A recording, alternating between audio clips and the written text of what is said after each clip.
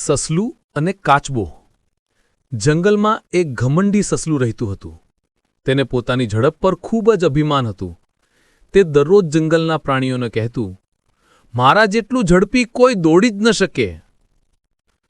આ વાત કાચબાને ગમતી નહોતી. તે શાંત રીતે બોલ્યો, ઝડપ સારી છે, પણ સંયમમાં રહેવું વધુ મહત્વનું છે. સસલું હસીને બોલ્યું, ચાલ મારી સાથે એક દોડની રેસ કરીશ? કાચબો બોલ્યો, તું અને તારી દોડ? સસલું અભિમાનથી બોલ્યું, ચાલ, હું તો વચ્ચે તને સૂઈને પણ હરાવી દઈશ.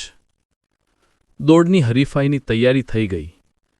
તમામ જંગલના પ્રાણીઓ પ્રારંભ રેખાની આસપાસ ભેગા થયા. સંકેત મળ્યો અને દોડ શરૂ થઈ. સસલું વીજળીની જેમ દોડી ગયું. કાચબો ધીમે ધીમે પણ સ્થિર ચાલતો ગયો. થોડું દૂર જઈ સસલાએ પાછળ જોયું. અરે, કાચબો તો બહુ પાછળ રહી ગયો.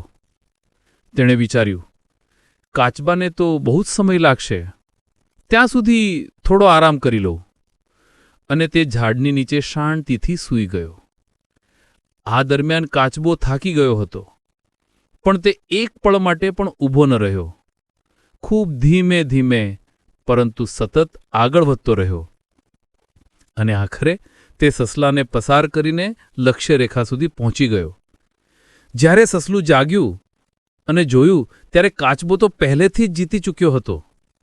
બધા પ્રાણીઓ ખુશીથી તાળીઓ પાડી રહ્યા હતા. સસલાએ શરમથી માથું નીચું કર્યું અને બોલ્યું, આજે મને સમજાયું કે હંમેશા ઝડપથી નથી જીતાતું, પરંતુ સાથે સાથે સતત પ્રયત્ન પણ કરવો પડે છે. બોધ: ધીરજ રાખી ને સતત પ્રયત્ન કરવાથી લક્ષ્યની પ્રાપ્તિ થશે.